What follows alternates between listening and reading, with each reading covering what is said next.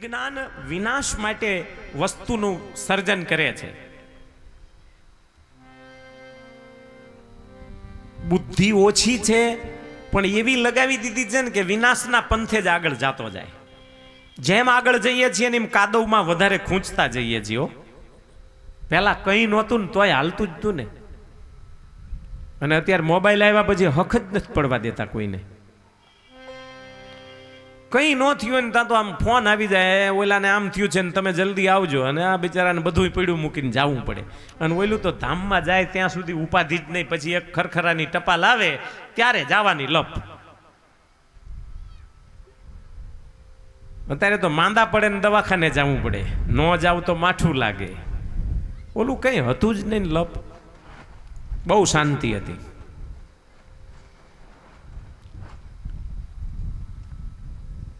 મંદ બુદ્ધિનો કલિયુગનો જીવ આળસુ છે, ઓછી આવરદાવાળો છે, અને પાછો મંદ ભાગી છે.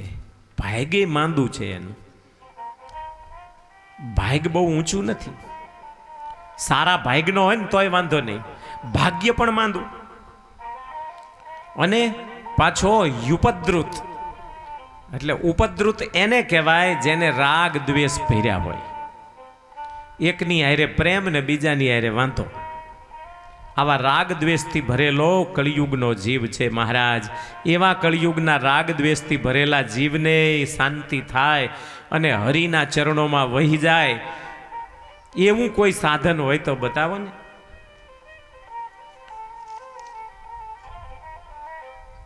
સરસ મજાનો એક પ્રશ્ન પૂરો થયો. આવા 6 પ્રશ્ન પૂછ્યા છે. હવે બીજા પ્રશ્ન તમને ટૂંકમાં સમજાવી દઉં. પહેલો પ્રશ્ન છે જીવનું એકાંતિક કલ્યાણ કેમ થાય. બીજો પ્રશ્ન છે ભગવાનના અવતારોનું આ જગતમાં પ્રયોજન શું, શું કામ ભગવાન અવતાર લે છે. ત્રીજો પ્રશ્ન છે ભગવાનના કર્મો કયા, એટલે ભગવાન શું કર્મ કરે છે. ચોથો પ્રશ્ન છે ભગવાનના 24 અવતારો કહેવાય છે, તો એ અવતારોની કથા કઈ કઈ છે, શું કામ ક્યારે ક્યારે કેવા કેવા અવતારો લીધા. પાંચમો પ્રશ્ન છે ભગવાન શ્રી કૃષ્ણ હમણાં જ આ દુનિયા છોડીને ગયા છે, એ શ્રી કૃષ્ણના અવતારનું ચરિત્ર શું છે, એટલે એમણે શું શું લીલાઓ કરી. અને છઠ્ઠો ને છેલ્લો પ્રશ્ન છે ભગવાન આ દુનિયા છોડીને પૃથ્વી ઉપરથી વિદાય થયા ત્યારે ધર્મ ક્યાં ગયો. કહેવાય છે કે ભગવાન જ્યારે આ પૃથ્વી ઉપર આવે ત્યારે ધર્મ ભગવાનની સાથે હોય છે. અને જુઓ, ધર્મ પિતા ને ભક્તિ માતા ધામમાં ગયા ને તોય શ્રીજી મહારાજની સાથે દિવ્ય રૂપે બે માતા પિતા અખંડ સાથે રહ્યા છે. ભગવાન હોય ત્યારે તો ધર્મ ભક્તિ સાથે હોય, પણ જ્યારે ભગવાન આ દુનિયા છોડી દે છે ત્યારે ધર્મ ક્યાં રહે છે. સાધુમાં રહે છે, બ્રાહ્મણમાં રહે છે, શાસ્ત્રમાં રહે છે, કોઈ મૂર્તિઓમાં રહે છે, ક્યાં રહે છે. આ 6 પ્રશ્નો પૂછ્યા છે. સૂતજીને થયું કે વાહ, સરસ મજાના પ્રશ્ન કર્યા છે, તો મારા ગુરુદેવને યાદ કરી અને પછી હું મારા પ્રશ્નોના જવાબ દઉં. સરસ, પહેલા ભગવાનને ગુરુદેવને યાદ કર્યા છે, પણ કહે છે ને ગુરુ ગોવિંદ દોનો ખડે કિસકો લાગુ પાય, બલિહારી ગુરુદેવ કી ગોવિંદ દિયો બતાય. પહેલા ગુરુદેવને પગે લાગ્યા છે. ચલો આપણે પણ આપણા સૌના ગુરુદેવને યાદ કરીને વંદન કરીએ.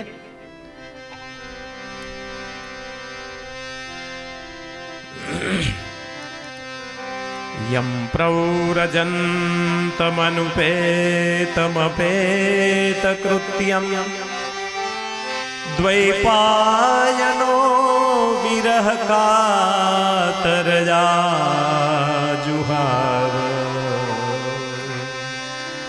પુત્રેતિ તન્મયતજા તરવોભિનેદુઃ તમ સર્વભૂતહૃદયં મુનિમાનતોસ્મિ. નારાયણં નમસ્કૃત્ય નરં ચૈવ નરોત્તમં દેવીં સરસ્વતીં વ્યાસં તતો જજમુદીરજે, તતો જજમુદીરજે.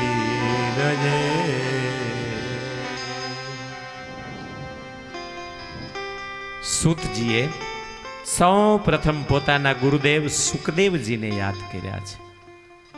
આ દુનિયામાં સૌથી મોટું કોઈ પાત્ર હોય તો ગુરુ છે.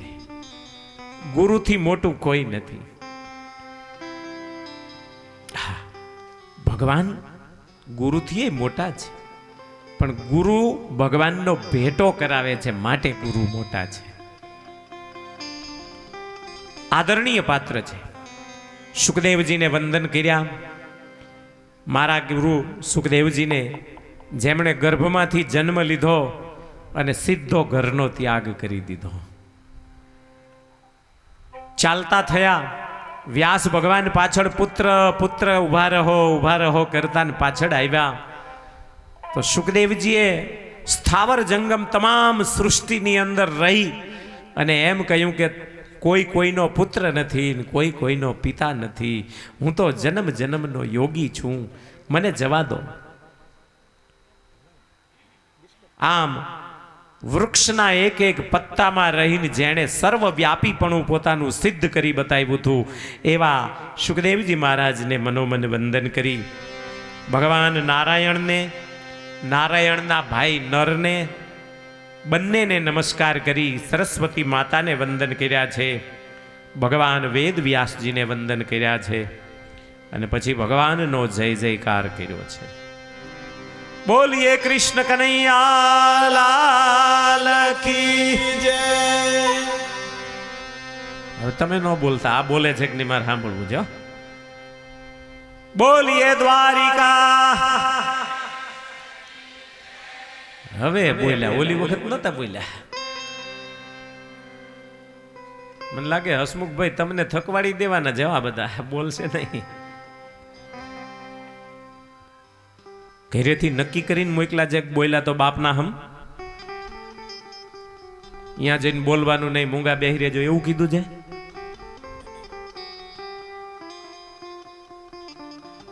કોનાથી દબાઈને નથી બોલતા એ તો કહો.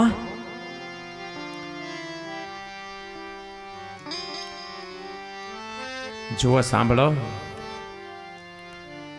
ભગવાનનો જય જયકાર કરશો ને તો માયાનો પરાજય થશે, તમારો વિજય થશે. કારણ ગીતાજી એમ કહે છે કે જેના પક્ષમાં ભગવાન હોય અને રથ ચલાવતા હોય તો એનો વિજય જ હોય. ભગવાન તમારા પક્ષમાં ભળે એટલા સારું તમારી પાસે જે બોલાવીએ છીએ, નહીતર અમારે તો આ માઇક છે જ, બોલી નાખીએ, કોને ખબર શું થયું. પણ તમને બોલાવવાનું કારણ તમારા પક્ષમાં ભગવાન ભળે.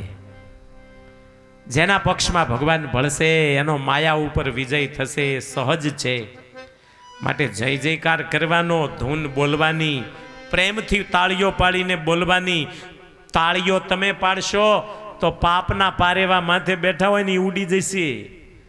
તો એક કોલેજિયન છોકરો કે સ્વામી પારેવા પછી જાય ક્યાં? મેં કીધું જે તાળીઓ ન પાડે એના માથે, આખા ગામના ભેગા થઈને એના માથે બેહે. પછી આખા ગામના પાપ લેવા હોય તો ન પાડવી તાળીઓ. બાકી તાળી પાડીને રામ નામ બોલજો રે, તાળી પાડીને રામ નામ બોલજો રે, હે તાળી પાડીને રામ નામ બોલજો રે, તાળી પાડીને રામ નામ બોલજો રે. તમારા અંતરના પડદાને ખોલજો રે,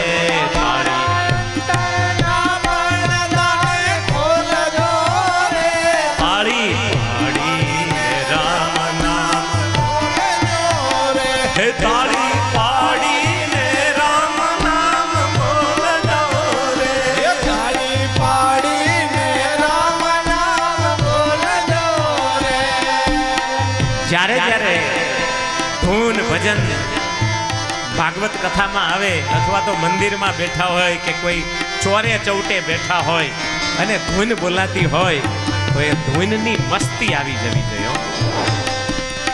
નાનક નશા નામ કા ચડા રહે દિન રાત, ભાંગ તમાકુ છૂતરા ઉતર જાત પ્રભાત.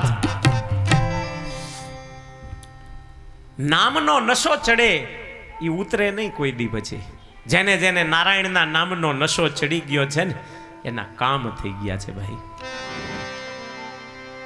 ઈ નામનો નશો જેવો છે પછી તમને બીજું ઘરનું કામ ન સૂજે.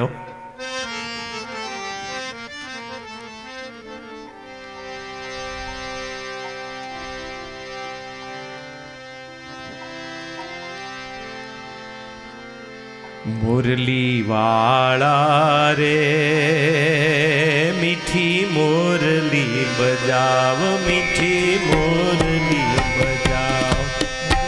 મુરલી વાળા રે મીઠી મુરલી બજાવ, મીઠી મુરલી બજાવ. મુરલી ને મેલ્યા મેં તો સયરું કે રોતા.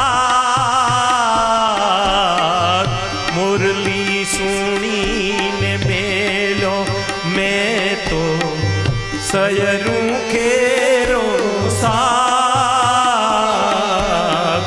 પ્રેમ સુધારસ પાવને વાલા, પ્રેમ સુધારસ પાવને વાલા. બ્રહ્માનંદ નાના મુરલી વાળા રે મીઠી મોરલી બજાવ, મીઠી મોરલી બજાવ. બ્રહ્માનંદ સ્વામી એમ કહે છે કે મોરલી વાળા મીઠી મોરલી બજાવો. હવે તો તમારી મોરલી સાંભળીને મેં તો સયરુનો સાથ છોડ્યો ને ઘરના કામ છોડ્યા અને ગાયોને દોહવાની છોડી દીધી છે. ઈ આ ભાગવતની ગોપીઓ છે. ઘરના કામ નો યાદ આવે, સંસારનું સ્મરણ ન થાય. જ્યારથી શ્રી કૃષ્ણ પરમાત્માના ચરણારવિંદનો સ્પર્શ થયો ત્યારથી ગોપીઓને સંસારના સુખ ઝેર થઈ ગયા. ભગત ક્યારે થયા કહેવાય? આવા સંસારના સુખ 4 દિવસ થઈ ગયા છતાં રૂક્ષ્મણીએ સાડલો ન બદલો. ત્યારે સત્યભામાજીએ કહ્યું કે રૂક્ષ્મણીજી તમે સૌથી મોટા પટરાણી છો ને હાડલો એકના એક પહેરો એ બરાબર નહીં, ગરીબો માટે દઈ દેવાય. પછી 4 દિવસથી જોઈએ છીએ કે એને એ હાડલો પહેર્યો છે, કેમ એમ કરો છો? હાડલો બદલી નાખો, તમારે થઈ રહ્યા હોય તો મારા ભંડારમાંથી આપી દઉં. ત્યારે રૂક્ષ્મણીએ આંખમાં આંસુ સાથે એટલું કહ્યું કે સત્યભામા હવે તો આ હાડલો જીવનભર મારા શરીર ઉપરથી નહીં છોડું. કેમ? રૂક્ષ્મણીએ એમ કહ્યું કે સત્યભામા કાલી રાધાને યાદ કરી ચોધાર આંસુ એ રડતા હતા અને એ પ્રેમના આંસુ મેં આ સાડલામાં લૂઈ લીધા છે. આ પ્રેમ ભીનો સાડલો હું ઓઢું ને તો મને રાધા જેવો પ્રેમ મળે.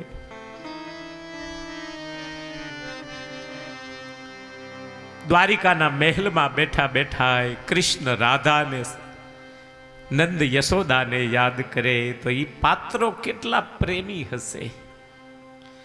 ભગવાન સહજાનંદ સ્વામી વડતાલ ગયા હોય, સુરત ગયા હોય અને અચાનક એમને કોઈ ગઢડા યાદ કરાવી દે ને એટલે તરત જ સમયો સંકેલી લેતા. સંતો હવે આ સમયો તમે પૂરો કરજો, હવે હું ગઢડા જઈશ, મને મારું ગઢડું યાદ આવે છે. બધા કામ પડ્યા મૂકીને ગઢડા એટલા માટે આવતા કે ત્યાં દાદા ખાચરના 2 બહેનો લાડુબા ને જીવુબાનો પ્રેમ એટલો ખેંચીને લઈ આવતો ભગવાનને. લાડુબા જીવુબા જ્યારે એમને જોવે ત્યારે જ એમને શાંતિ થતી. પ્રેમી પાત્ર તો એને કહેવાય ને. ત્યારે ભગવાન સહજાનંદ સ્વામીને કહેવું પડ્યું કે ગઢડું મારું ને હું ગઢડાનો તે તો કે નથી મોટવાનો ગઢડું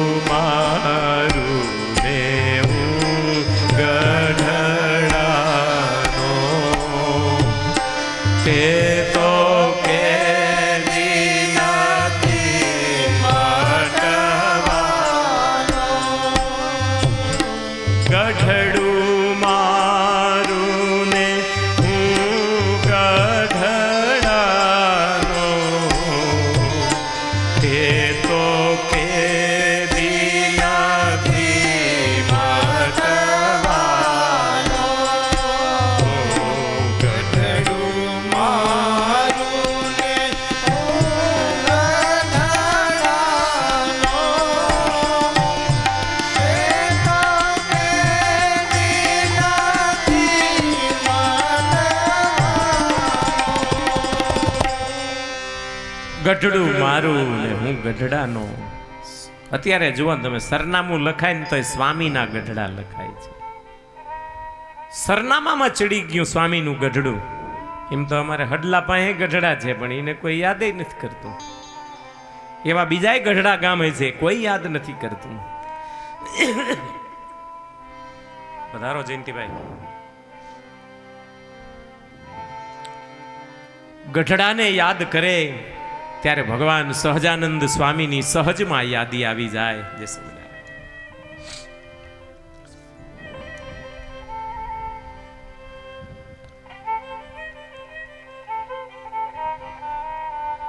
ગઢડું ને સહજાનંદ બે જુદા નથી રહ્યા. એમ ગોકુળ અને કૃષ્ણ બે જુદા નથી. ભરત અને રામ બે જુદા નથી ભાઈ. ભક્ત ભગવાનમાં સમાઈ જાય છે ને ભગવાન ભક્તમાં સમાઈ જાય છે. આ એવી ભાગવત કથા છે. ગોપીઓ કૃષ્ણમાં ઓતપ્રોત થઈ જાય ને કૃષ્ણ ગોપીઓમાં ઓતપ્રોત થઈ જાય. મુક્ત અંગીઠી પ્રેમ કી જરત હે દિન રાત. મુક્તાનંદ સ્વામીએ એમ કહ્યું, અંગીઠી એટલે સગડી થાય. પ્રેમની સગડી રાત દિવસ સળગતી રહે.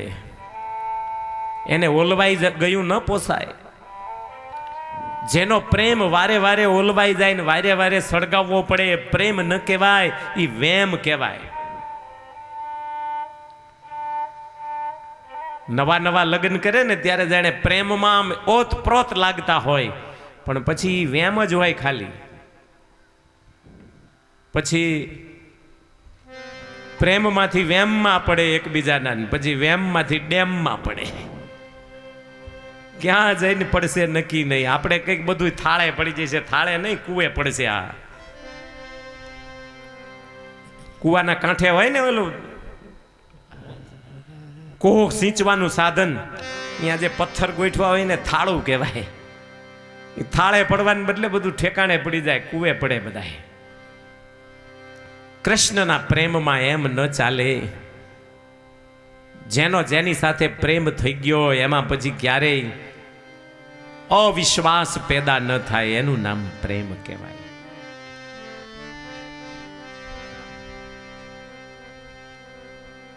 જેને જેની સાથે પ્રેમ હોય ને પછી એમાં કહેવું ન પડે કે તમે પ્રેમથી બોલજો એમ. કાં તમારો પ્રેમ ઘટે છે અને કાં તો અમારો વેમ છે કે તમે પ્રેમમાં છો ભગવાનના. જેને ભગવાનના પ્રેમમાં આવી ગયો હોય ને એ માણસ પછી ભગવાનને ભૂલી ન શકે. અખંડ એનું જ ચિંતન થાય. ભલા માણા 5 પૈસાની બીડી જેને પ્રેમમાં નાખી દે ને પછી બીડી વાળો માણસ 2 કલાક ભૂલે નહીં બીડીને. દર 2 કલાકે તો ઊભો થઈ જ જાય, ચાલો બીડી પીવી છે. આપણી કથા મૂકી દે, આવો રસ આવતો હોય છોડીની બીડી પીવા જતો રહે. એને પ્રેમ કર્યો કહેવાય ને. કમસે કમ વ્યસન જેટલો તો પ્રેમ રાખો ભગવાનમાં. અરે ડોંગરેજી મહારાજ તો એમ કહેતા કે તમારા જોડામાં તમને કેટલો પ્રેમ છે. મંદિરમાં નવા જોડા પહેરીને ગયા હોય ને તો આમ ઘડીએ ઘડીએ જોઈ લે, પાછો કોઈ આવતો નથી ને ઉપાડી નથી જતો ને ભગવાનને જોતા જોતા આમ વાંયે જોજો કરે. દર્શન કરતા કરતા જેમ જોડાની નજરમાં તમારી નજર મેળવી દો છો કે જોડું કોઈ લઈ ન જાય, કારણ કે 1000ના બૂટ છે, 2000ના બૂટ છે, આ લઈ જશે કોઈ, લઈ જશે કોઈ. જેમ જોડા યાદ કરી કરો છો ને તો ભગવાનને કેમ યાદ ન કરો? વારે વારે યાદ કરો, ઘડી ઘડી પલ પલ યાદ કરો. સૂતજીએ ભગવાનના સ્વરૂપને યાદ કરી જય જયકાર કર્યા. પછી ઋષિઓના પ્રશ્નોનો જવાબ આપવાની શરૂઆત કરી. સ વૈ પુંસામ પરો ધર્મ યતો ભક્તિરધોક્ષજે અહૈતુક્ય પ્રતિહતા યયાત્મા સુપ્રસિદ્ધતિ. ઋષિઓ, તમારો પહેલો પ્રશ્ન છે એકાંતિક ભગવાનની મુક્તિ પ્રાપ્ત થાય એવો ધર્મ કયો? આત્યંતિક કલ્યાણ થાય એવો ધર્મ કયો? સ વૈ પુંસામ પરો ધર્મ. ઋષિઓ, સર્વશ્રેષ્ઠ ધર્મ એ જ છે, ચાહે તમે ગ્રહસ્થાશ્રમમાં રહો ચાહે ત્યાગાશ્રમમાં રહો, પણ જે આશ્રમમાં રહીને તમને ભગવાનમાં પ્રેમ રહે એ આશ્રમ ઊંચો છે, એ ધર્મ ઊંચો છે. ત્યાગી થઈ જવું એ જરૂરી નથી, સંસારી રહેવું એ પણ જરૂરી નથી. તમને સંસારમાં રહીને કૃષ્ણ પ્રેમ જાગે છે તો સંસારમાં રહીને લઈ લો. તમને ત્યાગાશ્રમમાં ગયા પછી ભગવાનમાં પ્રેમ જાગે છે તો ત્યાગાશ્રમમાં જાઓ. નિવૃત્તિ અને પ્રવૃત્તિ બે પ્રકારના ધર્મ છે. નિવૃત્તિ ધર્મ એટલે ત્યાગાશ્રમ, અને પ્રવૃત્તિ ધર્મ એટલે જેને થોડી વાસના છે, આસક્તિ છે, સંસારના સુખ ભોગવવા છે અને સંસારમાં રોકાઈ ગયો છે, એવો ગ્રહસ્થાશ્રમ. પણ બેમાં રહીને ભગવાનમાં પ્રેમ ક્યાં થાય છે એ જોવાનું છે. અમારે ગઢડામાં એક હરિભક્ત ઘરેથી થાકીને આવેલા. ઘરે એમના ઘરવાળાને છોકરો બે જણાએ ભેગા થઈને બાપાને ઝાલીને માર્યા થોડાક. બાપા વ્યાઈ ગયા ગઢડા, હવે સાદું થઈ જાવ, આવવું જ નથી ને પાછું. તો કે જા પીટ્યા, અને ગયો ગઢડા. જઈને રોકાયા. રઘુવીરજી મહારાજને કહ્યું કે મારે સાધુ થવું છે. કે કંઈ વાંધો નહીં, થોડા દિવસ લક્ષ્મી વાડીએ સેવા કરો. પહેલાં આવી પરીક્ષા થતી, વાડીએ સેવા કરો પછી તમને ગમશે તો કરશું સાધુ.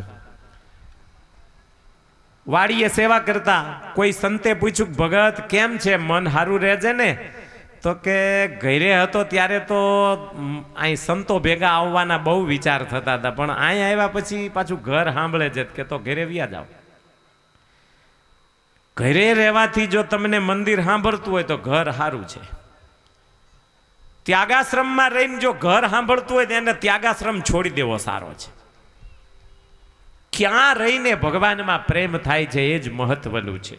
સ વૈ પુંસામ પરો ધર્મો યતો ભક્તિ અધોક્ષજે.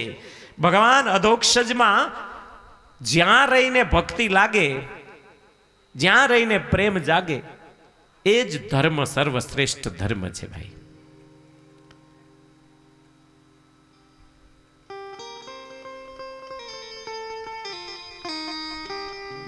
મન મળ્યું ના દિલ મળ્યું, મન મળ્યું ના દિલ મળ્યું, અને પ્રેમ જાગ્યો ના કદી, તો એ સંસારમાં જોડાઈ ગયા, પણ ફેરા ફેરાથી શું થયું? 4 ફેરા અગ્નિની સાક્ષીએ ફરી લીધા, પણ જો મન ન મળે બે જણાના તો એ ફેરા ફરવાનો કોઈ મિનિંગ નથી. એમ કથામાં આવીને બેસી જાઓ, પણ જો કથા તમારી અંદર ન બેસે ને તો બેસવાનો કોઈ મિનિંગ નથી.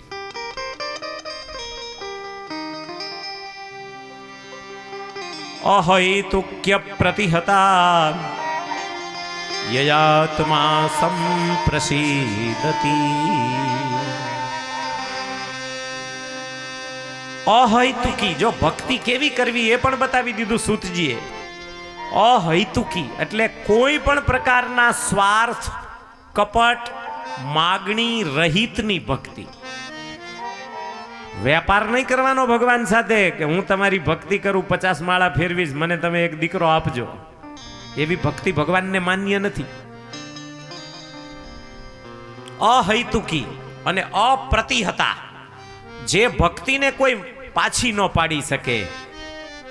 સુદામાજીને ભૂખે મર્યો આવ્યો છતાં ભૂખમરો આવવા છતાંય સુદામાજી પાછા નથી પડ્યા ભગવાનની ભક્તિમાંથી.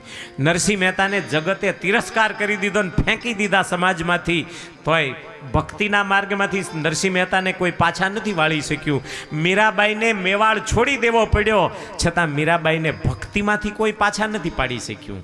આવી અપ્રતિહતા ભક્તિ જોઈ. આપણે જો 5 જણા નિંદા કરે ને તો કે હવે મંદિર જ નથી જવું, અહીંયા બધા આમ બોલે છે, અહીંયા શું જઈને કામ છે, એમ કરીને પાછો વળી જાય. આપણી ભક્તિ અપ્રતિહતાય નથી અને આપણી ભક્તિ અહૈતુકી પણ નથી. આપણે તો સકામ છીએ અને હખડ ડખડ ભક્તિ છે. હુતારની સાયડી હોય ને જોઈ છે, ઉપરનું જુદું હોય, હેઠેનું જુદું હોય, બેયની વચ્ચે એક ખીલો ભરાયો હોય, પછી હેઠે વાળાને ઓલું દોરડું લઈને ખેંચે સામે વાળો, અને આ હુતાર એક ઉપરથી આમ જાલી રાખે ને પછી રૂવો પાડે. આમ હોય તો હખડ ડખડ જ હોય બાજુ, પણ ઘા કરો તો બે નોખા ન પડે પાછા. આવી હખડ ડખડ નહીં. શીશમનો પાટડો હોય, મોભારો હોય, અને ઈ શીશમના મોભારામાં જેમ ઓલા ચોરસ ખીલા મારી દીધા હોય ને પછી ગમે એમ ફાડો તો એ ખીલો ન નીકળે ભાઈ. એવી ચોરસ ખીલા જેવી દ્રઢ ભક્તિ જોઈ, હખડ ડખડ નહીં. ભજાય તો ભજશું નહીં, ઘર ભેગા થઈ જઈશું. એવી ભક્તિ અમારા શાસ્ત્રોને માન્ય નથી. નિવૃત્તિ ધર્મ હોય તોય ભલે, પ્રવૃત્તિ ધર્મ હોય તોય ભલે, ગ્રહસ્થાશ્રમ હોય તોય ભલે, ત્યાગાશ્રમ હોય તોય ભલે, પણ બેમાંથી જે દ્વારા નિષ્કામ ભક્તિ અને દ્રઢ ભક્તિ તમારા મનની અંદર પેદા થતી હોય એ જ સર્વશ્રેષ્ઠ ધર્મ છે. એ જ સર્વશ્રેષ્ઠ આત્યંતિક કલ્યાણનું સાધન છે. ધર્મનું ફળ શું એ પણ સૂતજી બોલી દે છે કે ધર્મનું ફળ મોક્ષ છે. ધર્મ શું કામ પાળવાનો છે? આપણો મોક્ષ થાય એના માટે. તો અર્થનું ફળ શું? તમે પૈસા કમાવ છો, શું કામ કમાવ છો? મોટો ભાગ બધાનો જવાબ એક જ છે કે આ ઘરમાં ફ્રીજ લાવવું છે, ફિયાટ લાવવી છે, ગાડી લાવવી છે, એક બંગલો બાંધવો છે, એના માટે પૈસા કમાઈએ છીએ. અમે થોડા ધર્માદામ દઈ દેવા માટે કમાઈએ છીએ. પણ અહીં ભાગવતજી એમ કે છે કે પૈસો ધર્મ માટે છે. પૈસો એટલા માટે કમાવાનો છે કે જેમાંથી ધર્મ પાલન થાય. કામનું ફળ શું છે? તો કે કામનું ફળ માત્ર જીવન નિર્વાહ, એટલે પરંપરામાં એક સંતાન ઉત્પન્ન થાય એટલું જ કામનું ફળ છે. વાસના ભોગવવા માટે કામ નથી. માત્ર પ્રજા ઉત્પત્તિ કરી અને આ સંસારનો વહીવટ સતત ચાલતો રહે એટલા પૂરતો જ કામ છે. હવે બીજા પ્રશ્નનો જવાબ આપે છે, ભગવાનના અવતારોનું પ્રયોજન શું? કહ્યું કે ભગવાન લોકને શિક્ષણ આપવા માટે અવતાર લે છે. પહેલું, લોકને શીખવાડવા માટે કેમ જીવાય, કેમ રહેવાય. રામ મર્યાદા પુરુષોત્તમ છે, કૃષ્ણ લીલા પુરુષોત્તમ છે, સ્વામિનારાયણ પૂર્ણ પુરુષોત્તમ છે. ત્રણમાંથી જેનું સ્વરૂપ ગમે એના વચનને અનુસરો, એના જીવનને અનુસરો. રામની મર્યાદાને અનુસરો, કૃષ્ણના પ્રેમને અનુસરો, સ્વામિનારાયણ ભગવાનની લીલા અને પ્રેમ કે મર્યાદા બેયના ભેગા કરેલા સ્વરૂપને અનુસરો, કલ્યાણ થઈ જાય. જીવના કલ્યાણ માટે ભગવાન અવતાર લે છે. લોકની રક્ષા માટે અવતાર લે છે. ભગવાને ગીતામાં કહ્યું છે, ભાગવતમાં પણ એ જ વાત આવે છે, દશમ સ્કંદમાં પણ એ જ વાત આવે છે, હું ક્યારે અવતાર લઉં છું? તો જ્યારે જ્યારે સાધુ સંતો ઉપર ત્રાસ ગુજારવામાં આવે છે ત્યારે સાધુની રક્ષા માટે, અસુરોના વિનાશ માટે, ધર્મની સ્થાપના માટે યુગ યુગમાં હું અવતાર ધારણ કરું છું. પરિત્રાણાય સાધૂનામ વિનાશાય ચ દુષ્કૃતામ. ધર્મ સંસ્થાપનાર્થાય સંભવામિ યુગે યુગે યદા યદા હિ ધર્મસ્ય ગ્લાનિર્ભવતિ ભારત અભ્યુત્થાનમધર્મસ્ય તદાત્માનં સૃજામ્યહં.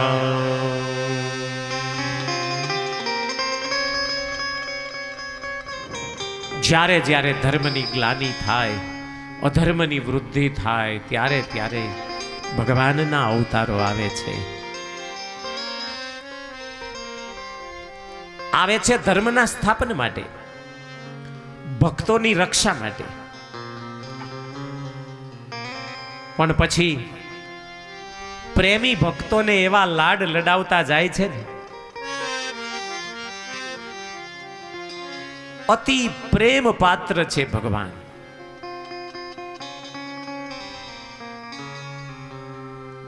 ભગવાન ક્યાં ક્યાં અવતાર લે છે એ પણ ભાગવતજીએ સૂતજીના શબ્દોમાં કહી દીધું. દેવ, મનુષ્ય, પશુ, પક્ષી આવી કોઈ પણ યોનિમાં ભગવાન અવતાર લે છે.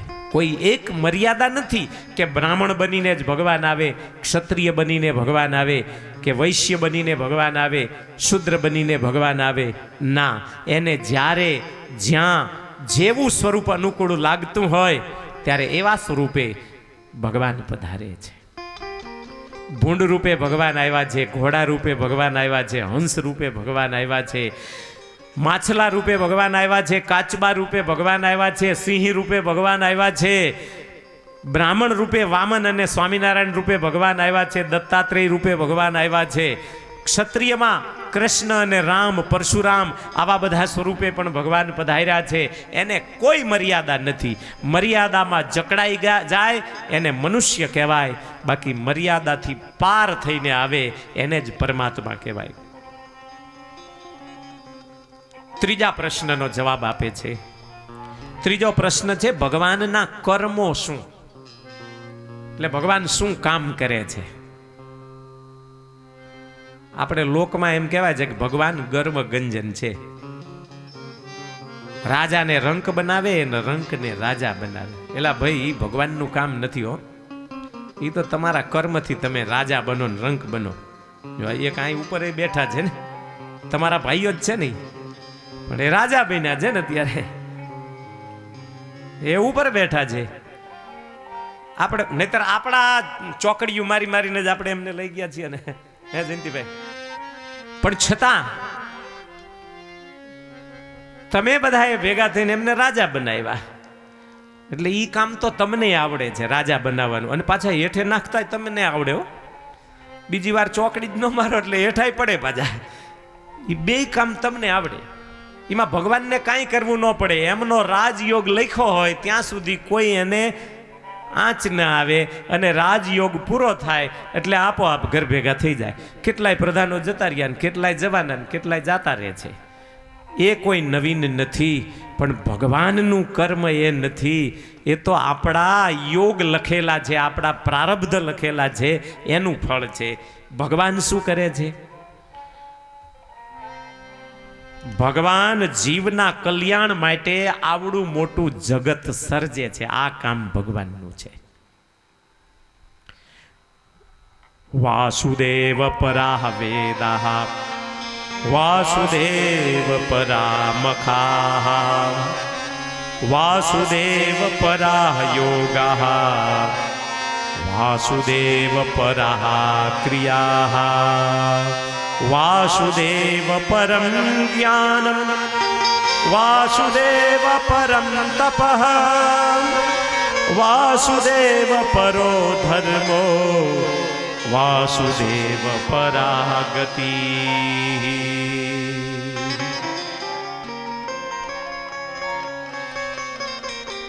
દુનિયાના તમામ ધર્મોમાં જે કંઈ પ્રક્રિયા ચાલી રહી છે ને એ બધી ભગવાન પરાયણ છે. કોઈ યજ્ઞ કરે છે, ભગવાન પરાયણ છે. કોઈ વેદ વાંચે છે, ભગવાન પરાયણ છે. કોઈ યોગ સાધે છે, બાબા રામદેવજીને જોઈને એના યોગાસનો શીખી જાય ને પછી મંડી પડે ઘરમાં એકાંત ખૂણો પકડીને, તો એ પણ ભગવાન માટે કરી રહ્યો છે. કોઈ પણ ક્રિયા કરો ની ભગવાન માટે જ થઈ રહી છે, પણ અંદર ભગવાનનો ભાવ ભેળવવાનો છે. આપણા સ્વામિનારાયણ ધર્મના એક આશ્રિત હતા, હરિભક્ત, કદાચ નીલકંઠ સ્વામીને નામની ખબર હશે. ઈ જ્યારે ખેતરમાં વાવવા ગયા ને તોય એવો સંકલ્પ કરતા હતા, સ્વામિનારાયણ સ્વામિનારાયણ બોલીને વાવતા હતા કપાસિયા, અને એમાંથી કપાસ થયો. અને કપાસ પછી વીણી વીણીને ઘરે લાવ્યા, અને ઘરે લાવ્યા ને એટલે ઓલા કપાસને કપાસિયા પછી નોખા પાડી દીધા. તે ઓલા કપાસિયા રડવા માંડ્યા હો ઘડીક, કે કેમ રડો છો?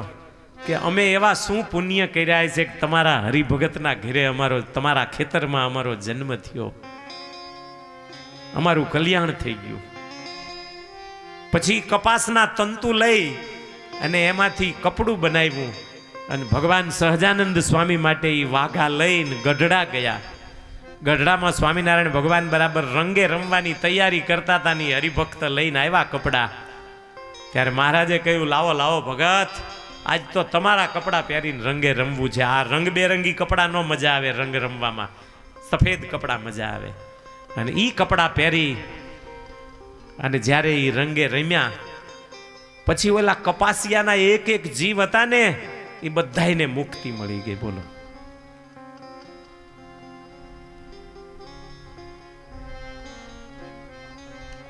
બધું જ જે કંઈ કરો છો એમાં ભગવાનનો સંકલ્પ જો રાખી દો ને તો આખા સંસારનું કાર્ય બધું જ કલ્યાણમય બની જાય.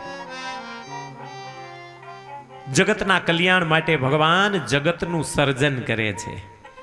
જીવના કલ્યાણ સિવાય બીજો કોઈ પણ ભગવાનને શોખ નથી કે આવડું મોટું જગત મહેનત કરીને બનાવે. બનાવવામાં કંઈ ઓછી મહેનત નહીં પડી હોય, છતાં જીવના કલ્યાણ માટે આ જગતનું સર્જન કર્યું છે. ત્રીજા પ્રશ્નનો જવાબ પૂરો કરીને ચોથા પ્રશ્નનો જવાબ સરસ મજાનો આપ્યો છે. ભગવાનના અવતારોની કથા કહો. સૂતજી કહે છે કે હમણાં તમને ત્રીજા અધ્યાયમાં ભગવાનના અવતારોની કથા કહીશું. ચોથા પ્રશ્નનો જવાબ પૂરો કરીને પાંચમા પ્રશ્નનો જવાબ આપે છે, ભગવાન કૃષ્ણના ચરિત્રો કહો. કહ્યું કે એ તમને હું 10મા સ્કંદમાં કહીશ. છઠ્ઠા પ્રશ્નનો, છેલ્લા પ્રશ્નનો જવાબ આપે છે, ધર્મ કોના શરણે ગયો? ભગવાન આ ધામમાં ગયા પછી કોના શરણે ધર્મ ગયો? ત્યારે ભગવાન ધામમાં જાય છે પછી ધર્મ ભગવાનની મૂર્તિના શરણે જાય છે, એવો જવાબ આપ્યો. જ્યાં જ્યાં ભગવાનની મૂર્તિઓ હોય ત્યાં ધર્મ રહે છે. મૂર્તિનો આશ્રય કરે ને એને પ્રગટ ભગવાનનો યોગ થયો કહેવાય. મૂર્તિ કોઈ પથ્થરની કે ધાતુની નથી, એમાં સાક્ષાત ભગવાન બિરાજમાન છે એમ સમજીએ ને તો એ ભગવાન આપણું કલ્યાણ કરે છે. મીરાબાઈને મૂર્તિનો જ સહારો હતો, નરસિંહ મહેતાને મૂર્તિનો જ સહારો હતો, દાદા ખાચરને, અભલ ખાચરને પણ મૂર્તિ વાસુદેવ નારાયણની આપીને એના જ સહારે રાખ્યા છે. તમામ ભક્તો મૂર્તિના સહારે રહી અને મોક્ષ ગતિને પામ્યા છે. ચાલો આપણે પણ એ જ ભગવાનની મૂર્તિનો કાયમ માટે આશરો લઈ લઈએ. વાસુદેવ પરમ જ્ઞાનમ, વાસુદેવ પરમ તપઃ, વાસુદેવ પરો ધર્મો, વાસુદેવ પરઃ ગતિઃ, વાસુદેવ પરાગતિ.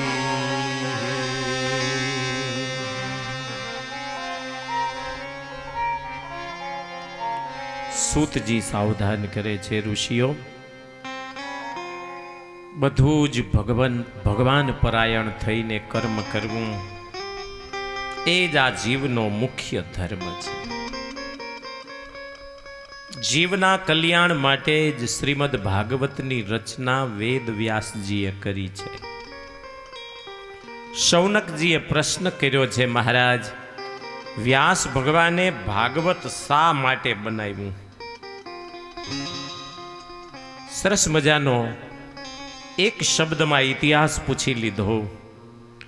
સૂતજી કહે છે, ઋષિઓ, ભગવાન વેદ વ્યાસ ભગવાનનો અવતાર છે, જ્ઞાન અવતાર છે.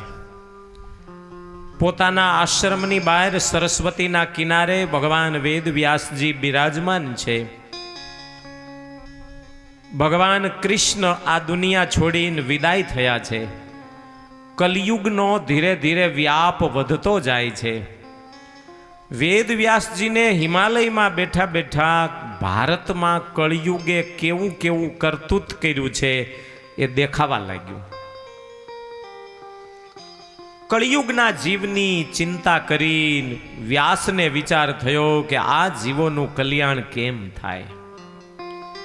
વ્યાસજીએ 17 પુરાણો બનાવ્યા. વેદના વિભાગ કર્યા 4: ઋગ્વેદ, યજુર્વેદ, સામવેદ, અથર્વવેદ. અનેક પ્રકારના બ્રાહ્મણો, આરણ્યકો, ઉપનિષદો બનાવ્યા. પણ છતાં વ્યાસને જેવો જોઈએ એવો સંતોષ ન થયો. હજી મેં જીવના કલ્યાણ માટે જોઈ એવું સાધન લખ્યું નહીં. મારી ક્યાં ખામી હશે?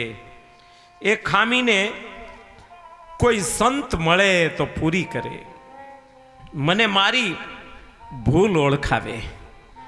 ભગવાનની પ્રેરણાથી નારદજી પધાર્યા.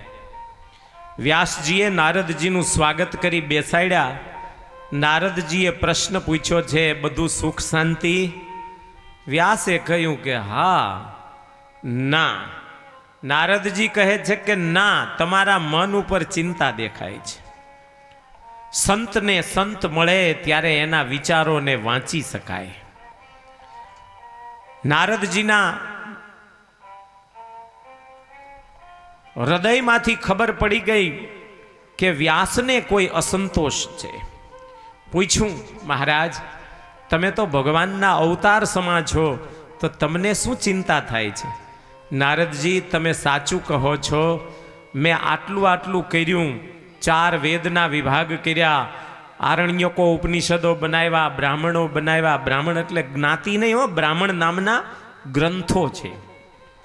બ્રાહ્મણો, આરણ્યકો બનાવ્યા, છતાં પણ મને સંતોષ નથી થતો. 17 પુરાણ બનાવ્યા, મહાભારત બનાવ્યું, તોય હજી મારા મનમાં ક્યાંક અસંતોષ રહે છે. કયું કારણ છે સમજાતું નથી. ત્યારે નારદજીએ વ્યાસ ભગવાનને પ્રેરણા કરી, મહારાજ તમે બધુંય બનાવ્યું, પણ જેવો જોઈએ એવો ભગવાનનો પ્રગટ લીલાનો ગ્રંથ ન બનાવ્યો. તમે ભગવાનના ચરિત્રોથી ભરપૂર ભાગવતની રચના કરો, તમને સંતોષ થઈ જશે. પણ નારદજી, મારે શું લખવું સમજાતું નથી. નારદજીએ કહ્યું કે આંખ બંધ કરી તમને જે દ્રશ્યો દેખાય એ લખજો ને, બધુંય તમને દેખાશે સમાધિમાં. પણ નારદજી, હું ભાગવત રચના કરું તો શું એનાથી આ જીવનું કલ્યાણ થઈ જશે? નારદજીએ કહ્યું, મહારાજ ભાગવત લખ્યા પછી તમને સંતોષ ન થાય તો મને યાદ કરજો.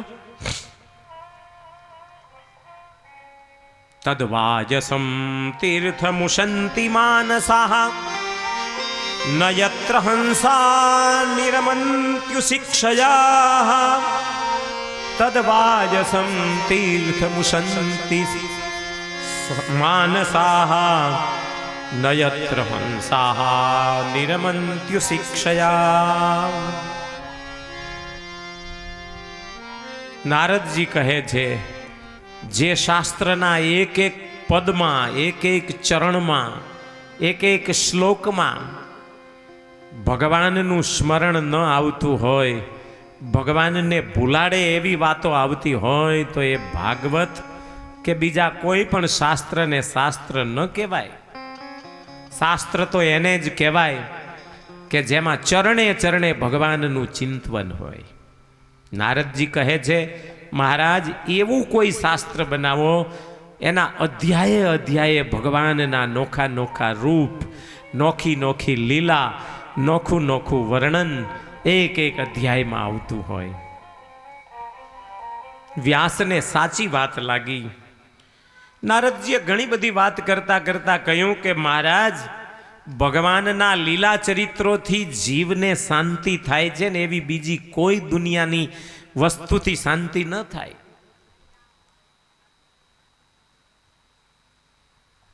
સ્વરૂપાનંદ સ્વામીને ભયંકર શરીરમાં પીડા ઉપડી ત્યારે સ્વામિનારાયણ ભગવાન સ્વરૂપાનંદ સ્વામીને મળવા ગયા માંદાને. તે આખા શરીરે માટી ચોપડેલી. સ્વામી આ શું ચોપડ્યું છે? કે મહારાજ સહન નથી થતી ગરમી, એટલો બધો તાપ લાગે છે ને, ઘણી દવા કરી, કોકે કીધું હતું કે આ માટી ઠંડી કહેવાય, તે ઠંડી માટી ચોપડો તો શાંતિ થાય, પણ આ માટીથી એ શાંતિ નથી થતી. ત્યારે સ્વામિનારાયણ ભગવાને એટલું કીધું કે આ દાદા ખાચરના નળિયા છે ને, એ નળિયાનું ધ્યાન કરો, જાઓ શાંતિ થઈ જશે. અને જ્યાં આમ નળિયા બાજુ નજર કરીને આમ જોવા માંડ્યા કે મહારાજે અહીંયા રાસ કરેલો, અહીંયા રંગે રમેલા, અહીંયા અન્નકૂટ ભરેલો, અને શાંતિ થઈ ગઈ ભાઈ. બળતરા માત્ર મટી ગઈ. ત્યારે સ્વરૂપાનંદ સ્વામીએ એમ કીધું કે હું આત્માને તો દેખતો તો પણ શાંતિ ન થઈ. શાંતિ તો આ દાદા ખાચરના નળિયાને યાદ કર્યાને થઈ છે ભાઈ. ભક્તના ઘરના ખોયડાને યાદ કરો ને તોય શાંતિ થઈ જાય.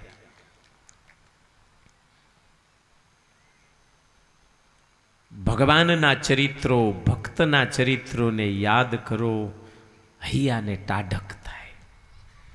નારદજીએ પોતાનો પૂર્વ ઇતિહાસ કયો છે. બહુ સરસ મજાનો ઇતિહાસ છે, પણ મેં પહેલાં જ કહ્યું છે કે ઝાલરિયા પરિવાર લોભીઓ બહુ છે, મને ટાઈમ ઓછો આપ્યો છે.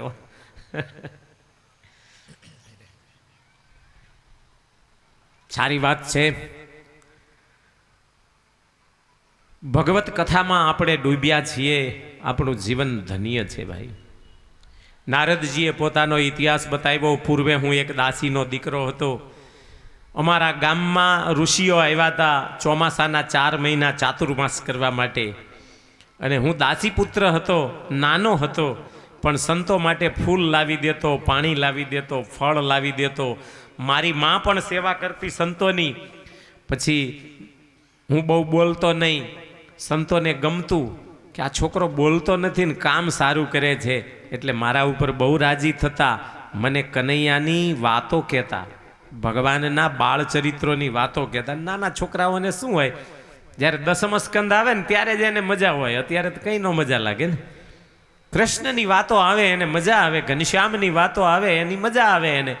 નારદજી કહે છે મને એમાં મજા આવતી હતી બાળ ચરિત્રો સાંભળવાની. અને એ મજા લેતા લેતા 4 મહિના ક્યાં જતા રહ્યા ખબર ન પડી. સંતો તો વિદાય થયા. ત્યારે હું પણ એમની સાથે જવા તૈયાર થયો. સંતોએ કહ્યું કે નહીં નારદ બેટા, તારે હજી ઘેર રહેવાનું છે. તું વિધવા માનો એકનો એક દીકરો છે.